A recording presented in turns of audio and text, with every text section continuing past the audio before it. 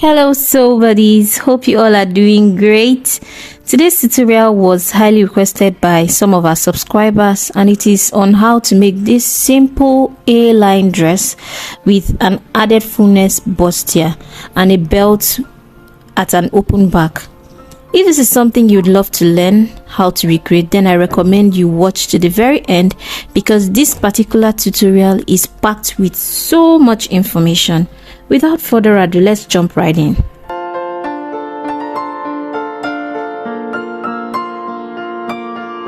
So for this tutorial, I'm using exactly 3 yards of fabric, my scissors and my tape for this tutorial. This fabric is a cotton fabric.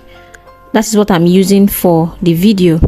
And here is my pattern. I'm going to go ahead and start altering. So the first thing I've done here is to mark out my shoulder to bust point, which is 10.5, and my shoulder to under bust, which is 14.25. I've gone ahead to square that out using my straight rule like so. Now after that, next thing I'm going ahead to measure is my under bust measurement. My under bust measurement is 32, which is 8. I made sure of that. And then I marked the 8, marking the remaining parts on that line and then sharing it on my bust, under bust like so. The remaining part is 2 inches, and I went ahead to share it on both sides of that dart line, of the dart legs. I shared it 0.75 on the center front part and 1.25 on the opposite side. So after doing that, I've gone ahead to link this down like so. I've linked it down, and after doing that, I went ahead to join these 2 points together. Now it's time to work on the bust area. I came down 0.5 inches, and from that 0.5 inches I linked it with a broken line to the under bust at that dart leg, and also linked the right hand side like so. Now I'm going to be measuring out the length of that line and dividing it into 3 parts, then marking 1 part down below. Now it's time to make the bust curve. Going in with my French curve, I'm going to be linking that point to the new point and doing the same for the opposite side, then completing the broken lines like so. After that, now it's time to draw that under bust cut, because it's going to be having an under bust cut. So here I came down 1 inch like so, and then I'm going to be linking it with my hand, or you can use a rule or a French curve to do that, linking it to this under bust point like so, and then going in with my French curve, I'm going to be linking from that bust line to the under bust line with a slight curve. Now the next thing I've gone ahead to do is to close my shoulder dart. So I want to close my shoulder dart so that I can start working on the neckline. So yeah, I'm closing my shoulder dart. Now the original style of this dress has a very deep V-neck. Alright, so I'm going to be showing you how to draft that V-neck, but being that I won't be able to wear something that would expose my cleavage too much, I'm going to come up a bit for mine. So for my shoulder here, I'm marking 2.5. that's what I use for my shoulder length. And then if you want to make the V line very deep, you can just link that 2.5 point to the bust point like so, directly just link it to the bust point.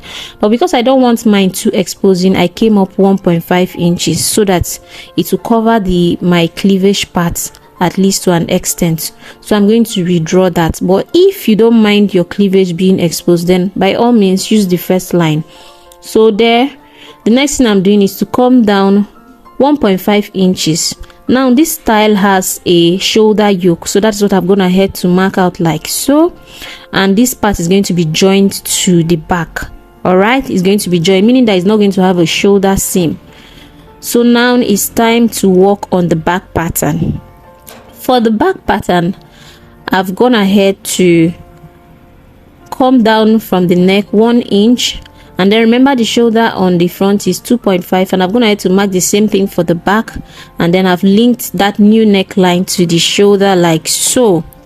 Now after that, the next thing I've gone ahead to do is to come down 0.5, which is going to be the part where the button is going to sit, and then going in with your French curve, or you can use your hand. You can just link this down like so, because this part is going to be the open part of this dress. So I've linked it down to the waist point like so, and then coming down for the waist part, I've also drawn it down like so. You can use your French cuff to do this. Now this is where the belt that will tie behind, or the rope, is going to be. So I'm gonna head to label that like so. So here I've gone ahead to mark this is going to be the down part now, and this part here is going to be open, and this is going to be the up part. So this point I'm dotting here like so is going to become the gathers. It's going to be the gather. So it's more like we are doing, there's a technique called added fullness. So if you do not want to bring in any dart at a particular point, you can just convert it to gathers. All right, so it just adds fullness to that part. So now it's time to cut out our pattern piece. Now going in with my scissors, I'm going to be cutting out this pattern piece.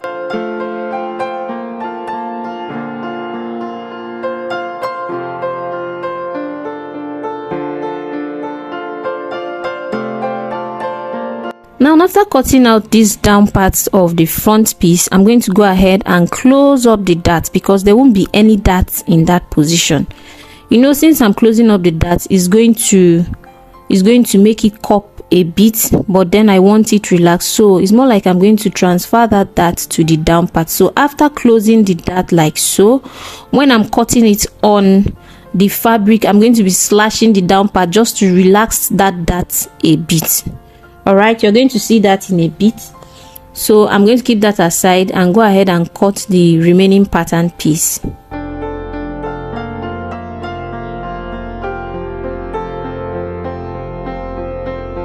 So now coming into this front piece, remember this part has the shoulder part, the part that will be joining to that shoulder yoke it has gathers at that part. So for the gathers, I'm going to be doing a little bit of slash and spread in that shoulder part. All right, so that's what I've gone ahead to do. So these are just my slash lines. I've gone ahead to mark it out, and then the next thing I'm going to be doing is to slash it. So yeah, I'm cutting out the back piece of our pattern piece. So yeah, if you notice, I cut the shoulder, adding a little bit of allowance, because that's where I'm going to be joining this front shoulder to. Remember, I told you there's not going to be any seam at the shoulder line, because the part of the front yoke or the shoulder yoke in front is going to be joining to the back yoke. And coming to the down part of this back, I've gone ahead to close up the part like so, and after closing up, as you can see, it's a little bit cupped. So before I cut it on the pattern, I went ahead to slash that out a bit so that it relaxes the pattern flat. Now here on the pattern, as you can see, I slashed the dart below. I just slashed it open so that it relaxes the pattern. This is what it looks like. The full length of this dress, I'm using 50 inches. I added 0.5 inch seam allowance round, and then added 1 inch seam allowance to the side seam, and this is what the full length of the dress looks like. For the front piece, the width I just folded a fabric into two and used a width of 21 inches. That is what I use now. So now this part is where the belt is going to be. Now coming into the back, I've also gone ahead to measure my 1 inch for the side seam, measure 0.5 for the upper part that will be joining to the upper bodice. I'm using this black marker because I really want it to be visible. If I use any chalk, it might disappear and then you won't see the lines I'm marking. But please, if you're drawing this without making a tutorial, kindly use a chalk, all right, so that it's easy to erase. The back starts from the half length, so make sure that you're marking for that half length. Remember, I came down a bit, so the half length you place your tape at 17.5 and then you mark it all the way down to 50. That's my own length is 50 inches. Okay, so yeah, I'm cutting out my back pieces. I also made the width of the back piece to be as same as the front, so now this is what the back and the front looks like. This line like so is going to be matching up with that half length line for the back.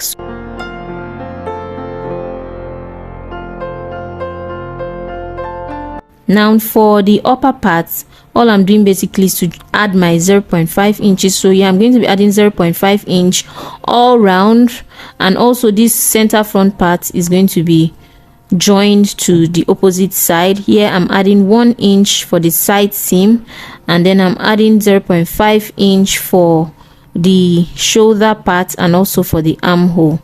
So remember, the shoulder part is also slashed. Remember, we did a little bit of slash and spread on that part, so that's why you're seeing those openings. And then this is the neckline, the V neckline that I've gone ahead to mark out.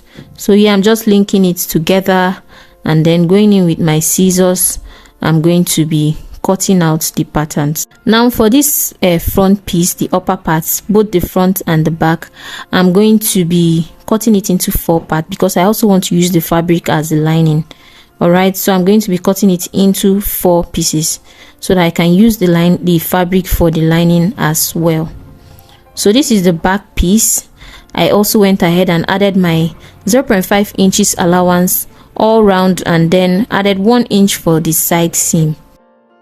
Now coming into the sleeve, I already did a tutorial on the channel on how to draft a basic sleeve, so please do well to watch that tutorial. Now for that particular sleeve, instead of making it fitted, you're going to just cut it straight. That's when, after drafting your basic sleeve, you just want to cut it straight. You don't want to make a fitted set in sleeve.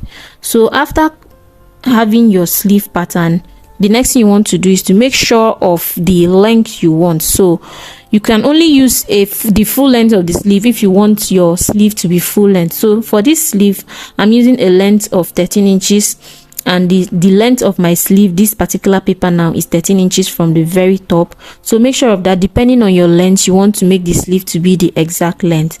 So after I've done that, the next thing I've gone ahead to do is to mark out my slash lines. Now there are different ways of cutting a gathered or a bishop sleeve or a gathered sleeve.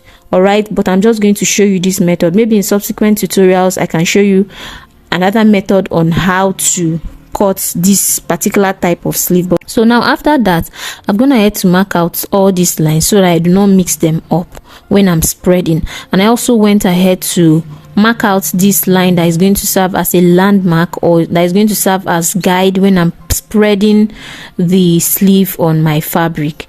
Okay, so now this line now is the point which I'm going to stop spreading at the upper part. That's the point where I'm going to stop spreading at the upper part. So now it's time to place the sleeve on the fabric and then start slashing it open. So here, as I explained earlier, that line is the point where I'll stop spreading at the upper part. That's why I separated it and then started slashing it from the down part so that I do not cut through to the upper part.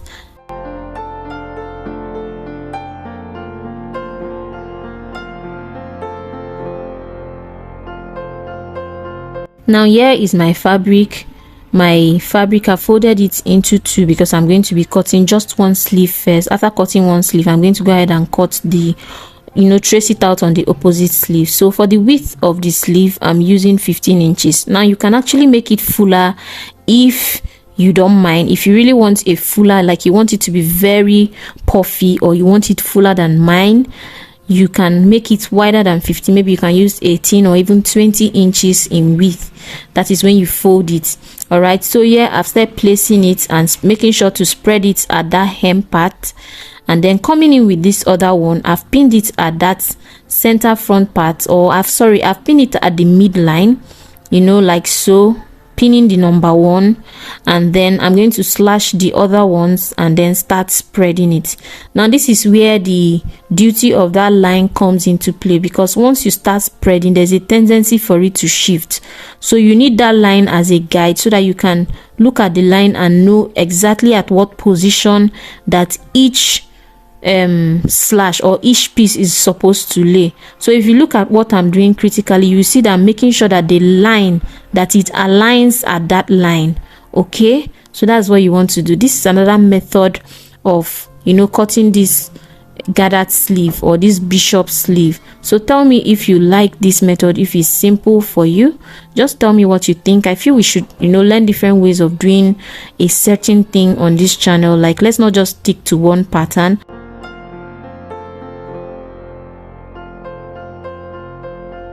So yeah, as you can see, I've gone ahead to spread out 1 2 3 4, making sure that they meet at that line, or making sure that they align at that line. And then for this 5 6 7 8 9, I've gone ahead to spread it like so, making sure that I take the whole width of the fabric. Okay, so now going in with my scissors, I'm going to go ahead and cut it. If you notice, you can see that I'm adding my seam allowance at that hem part and also at the top part like so. I added my 0.5 inch seam allowance, and then for the side seam I also added my seam allowance. All right, now after cutting this, I'm going to separate the paper from the fabric, and then going into cutting the second sleeve by just simply tracing the first sleeve on the fabric to create the second sleeve. Now after cutting the sleeve, all our pattern pieces are ready, and then we can start stitching. Now for the stitching, yeah, this is what the front piece looks like. I'm going to start with the upper part of the front sleeve. So the first thing I've gone ahead to do here is to sew it at that center front joining. Remember the center front part. Now if your neck is quite deep, you're not going to be having any joining at this center front. I'm going to go ahead and also stitch the lining of this dress. Now coming into the gathering parts of this dress, coming into that added fullness part, I brought in my pattern just to know where the midline of my bust is, that midline. So I want to notch that. This is done so that when I'm gathering, I'll make sure to gather at the right positioning. So I've gone ahead to notch out the 4 piece like so. Now I came in with the down part of this front piece. Because I'm going to be needing it to, you know, after gathering the under bust part. So yeah, I'm joining the center front part using a 0.5 inch seam allowance for that. So yeah, this is me stitching the center front part with a 0.5 inch seam allowance, and I've stitched that all the way down. Okay, now in between this sewing, I kept on, you know, ironing my pattern piece or ironing my cloth piece. So make sure to always iron all your seams open. It always gives you a beautiful finish and a final, you know, beautiful dress at the end of your project. So yeah, the next thing I'm doing is to measure this under bust part like so. So after measuring, it gave me 11 inches. So the next thing I'm going to be doing is to also measure the under bust part of this upper piece like so that I will know the excess I'm having that I'm going to need to gather. So after measuring it, this under bust part, the upper part gave me 13 inches. From that notched part, I marked 2 inches on the right and also marked 2 inches on the left. Now it's going to give you 4 inches. So what I'm doing basically is I'm going to be gathering that 4 inches space, or that 4 inches width, into a 2 inches. So what I'm doing basically is to just gather that 4 inches to now give me 2 inches. I hope you understand. Please, if you have any question, do not forget to ask me in the comment section, and I'll do well to answer you to the best of my knowledge. Okay, so now using a basting stitch. A basting stitch is basically a temporary stitch that would eventually not be needing in the final project. So using a basting stitch, I've gone ahead to stitch width from one end of that, you know, I marked it with a chalk. So I've gone ahead to stitch it like so. You know, I'm stitching it into 2 places so that I secure it firmly. And then after stitching, the next thing I'm going to be doing is to gather it to that 2 inches width. So when I gather it, automatically it has eliminated the excess 2 inches, so that when I'm joining it to the down piece, everything is going to align. All right, so yeah, I'm basically measuring it just to make sure that it will give me 11 inches. If it doesn't give me 11 inches, I'm going to keep on, you know, gathering it until I get 11 inches. So yeah, I've gone ahead to do the same thing for the second part of this bustier. You know, drawing my sewing the temporary stitch or the basting stitch, and then gathering it so that it gives me exactly 11 inches like for the down piece of this front dress, or for this front piece. So yeah, it also gave me an 11 inches. So after that, it's now time for me to secure that gathers like so. So I'm sewing it now with a permanent stitch just to hold it down. Now after stitching, I can trim off the excess threads. I measured the shoulder part of this back piece like so. It gave me 4 inches, so that I can now start gathering the shoulder. That's the part that is going to be joining to that shoulder part of the back stitch. So yeah, I'm also going to go ahead and do the same thing I did for the under bust. I'm going to be doing the same thing, you know, sewing it with a basting stitch and then gathering it at the end of the day, so that it gives me exactly 4 inch, because that part is where I'm going to be joining to the back piece. So yeah, as you can see, I've gathered it. After gathering it, I made sure to measure it before holding it down with a permanent stitch. Yeah, I've gone ahead to do the same thing for the opposite side, measuring it to make sure it's also 4 inches, arranging the gathers so that it's evenly distributed, and then holding it down with a permanent stitch. After I've done that, the next thing I'm doing basically is to join this piece to the down piece like so. Now you really want to be careful at that pointy part, because you do not want it to, you know, squeeze too much at that part, because it's very pointy and the other one is not as pointy as it is. It's quite difficult to sew, so you really want to be careful.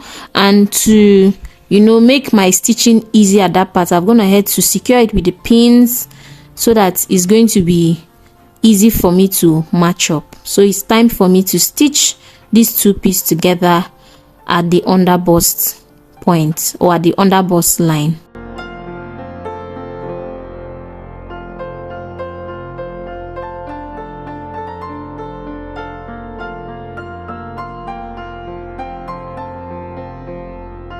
So after stitching, this is what it looks like. So I've gone ahead to do the same thing for the lining part, you know, gathering the under bust and gathering the shoulder part that is going to be joining to the yoke.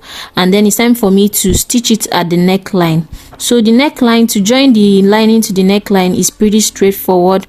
It's a V neckline, as you can see. So I've gone ahead to sew that. After sewing, the next thing I'm going to do is to do a top stitch on the lining. So yeah, I'm doing the top stitch on the lining, and after that, what I want to do basically is to sew to cover use the lining to cover that rough part on the under bust. So basically what I'm doing is to sew the down piece inside, that sandwich the down piece in between the lining and the main fabric of the upper piece. So I just used it to seal that part. I used the lining to seal that under bust part, because I do not want to have any weaving there or any serging around that under bust part. I just need it to lace neat or without any roughness at that part. So this is what it looks like.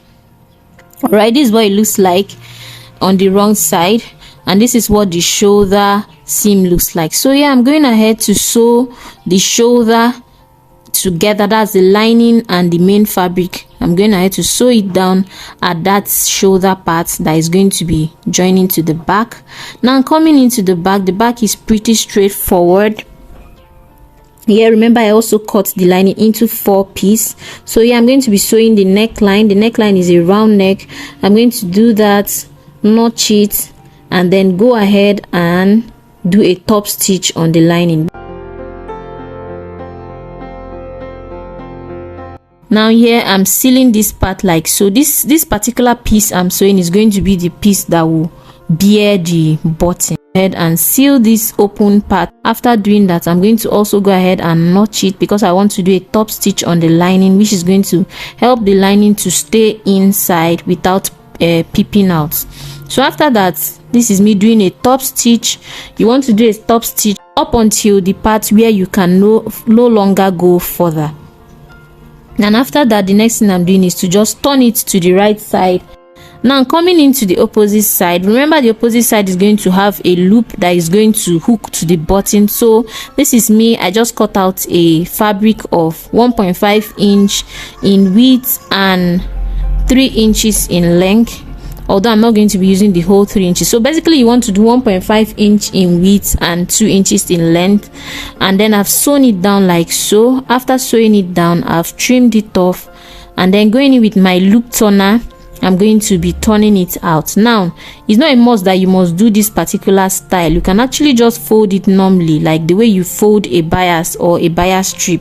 You just fold it and make it as tiny as you want it to be, so that even if you don't have a loop turner, you can actually achieve the same thing. So yeah, I'm gonna head to sew it down, to turn it with my loop turner, and then I'm going to be folding it like so, and then sewing it at that point where it will meet with the buttons.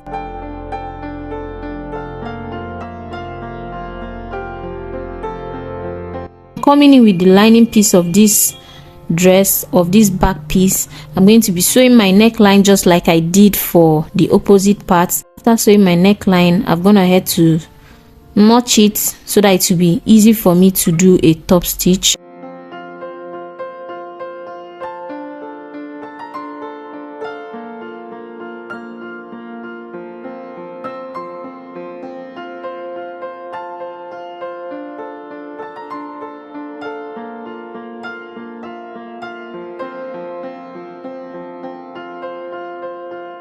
Coming now to the front piece, it's time for me to join the back piece with the front piece at that shoulder part. Basically you're just joining it just like the way you would join a shoulder, your shoulder seam in your regular clothes. Okay, so now after doing that, this is what it looks like. I'm going to still flip it to the wrong side and trim off that excess, because I do not want the excess making that place look so bulky.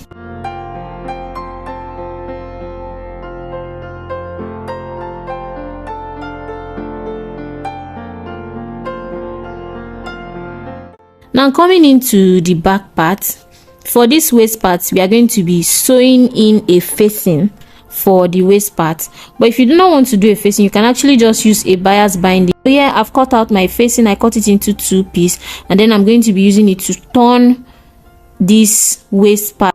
So basically you just want to sew it the same way you sew your neckline. You sew, you notch, and then you do a top stitch.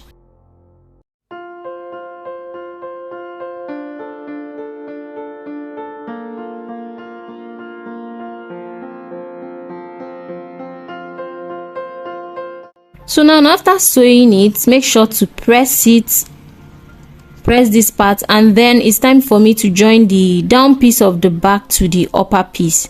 So you just want to join it exactly the same way you join your shoulder seams. It's as easy as that.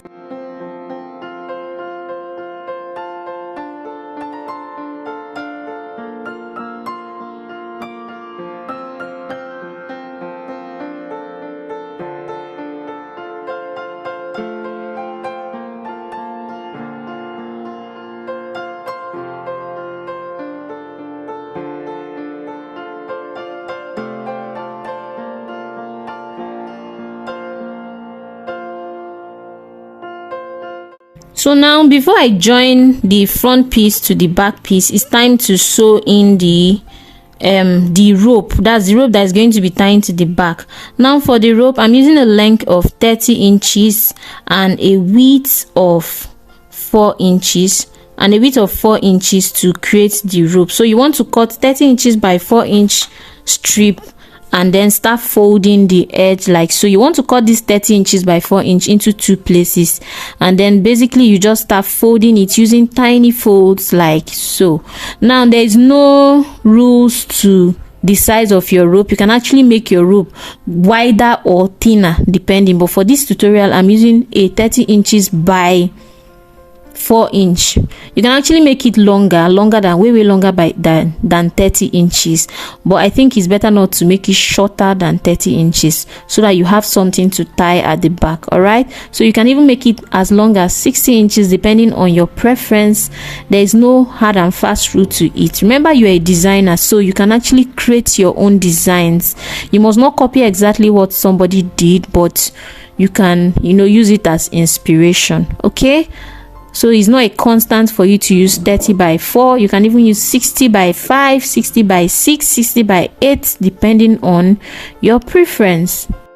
So after sewing the two ropes, I also went ahead to press it. Remember, I said always press in between your sewing.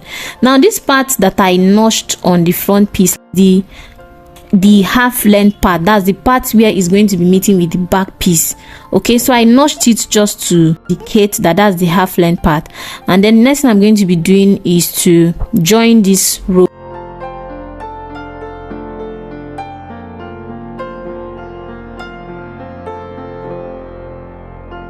So now after joining the rope, it's time for us to start shaping.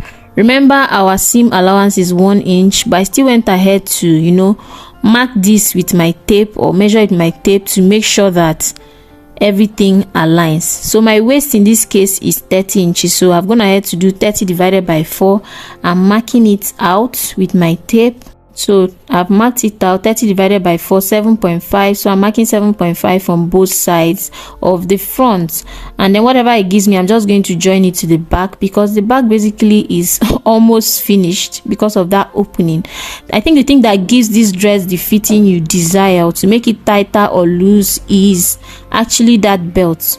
Okay, so yeah, I've joined it to the very end, and also gone ahead to sew the back piece, the upper piece of this dress, joining the front to the back. So basically just shape it. The shaping is very simple because the back is practically open.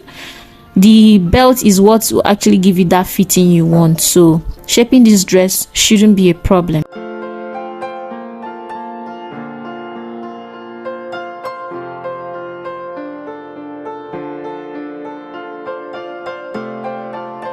After shaping the dress, it's time for me to fix the zip. So for the zip part of this dress, I came down from that waist part, I came down 10 inches and then sealed the remaining part of the dress all the way down. Okay, then going in with my zip, I'm going to fix in the zip.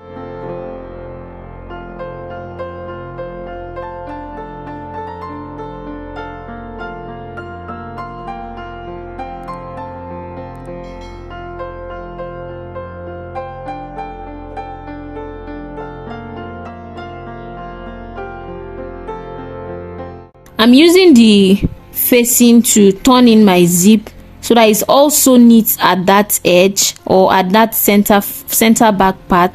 So that's basically what I'm doing, using the facing to turn in the zip, and then sealing it. If you look at it in the wrong side, it's actually looking neat. This is what the rope will look like at the back. Now after that, it's now time for me to sew my sleeve. So yeah, I'm folding the hem of the sleeve because it's going to be bearing an elastic, a 1/2 inch width elastic at that part. So what I'm doing basically is to sew the elastic channel, more like the same way you sew your hem is the way you're going to be sewing this. But because the sleeve is curved, I'm doing like tiny pleats so that it does not squeeze too much at that part. It's not entirely straight at the hem, so that's why you see me pleating it at intervals. Okay, so I'm going to do that and then start working on the upper part. Here I've notched out the actual shoulder line, and I've just marked out the width of the gathering part. That's the part that will be having the gathers on the sleeve. So after marking it, it gave me 4 inches. So after marking the 4 inches, I measured out the remaining length on the armhole, and it gave me 7.5.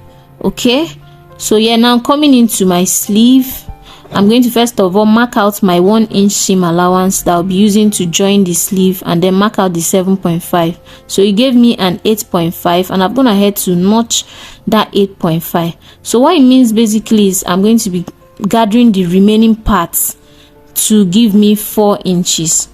So from one notch to the other notch, I'm going to gather it and make sure it gives me a 4 inches, because it's that 4 inches I'm going to be placing at the up part of my armhole. So yeah, I've gathered it. And after gathering it, I'm now going to place it at that up part of the armhole to occupy the 4-inch that I've already notched out. Now when I was creating the pattern of this dress, I was supposed to go in by 0.5 inch at the shoulder tip, okay, because this is a gathered or a puff sleeve. I was supposed to go in 0.5 inch, but since I did not do that, that's why I'm taking that 0.5 inch when stitching the sleeve in, so that at the end of the day I can trim off that excess. Now you do not want to sew exactly on the shoulder tip because it's going to be falling. That's the puff sleeve is not going to be standing well. It's going to be falling off and it will look like you didn't take your shoulder measurements very well. So please do take note of that on the pattern. When you're marking out your pattern, please come in by 0.5 inch because of the type of sleeve we are using. So here I'm sewing it down to the very end on both sides. After sewing it to the end, that's after stitching in my sleeve to the end, I'm going to go ahead and sew in the side seam. So this is what the sleeve looks like, and then it's time for me to sew in the side seam. But before doing that, it's time to put in the elastic. Okay, so we are going to be putting in the elastic. For this sleeve, I'm using an elastic of 9 inch in width. I'm going to go in with my safety pin as a guide to pass my elastic into the channel. So here basically I'm passing it into the channel. Make sure to secure the other edge down so that it doesn't snap inside the channel. So after that, after sewing in my elastic, I'm just going to pull it so that it is evenly distributed like so. Pull it and arrange it before now sewing my side seam. Okay, so after doing this, I'm just going to go ahead and do the same thing for the opposite sleeve like I've done for this one. I'm going to do the same thing. Then after that, the next thing I went ahead to do off camera is to sew in my buttons.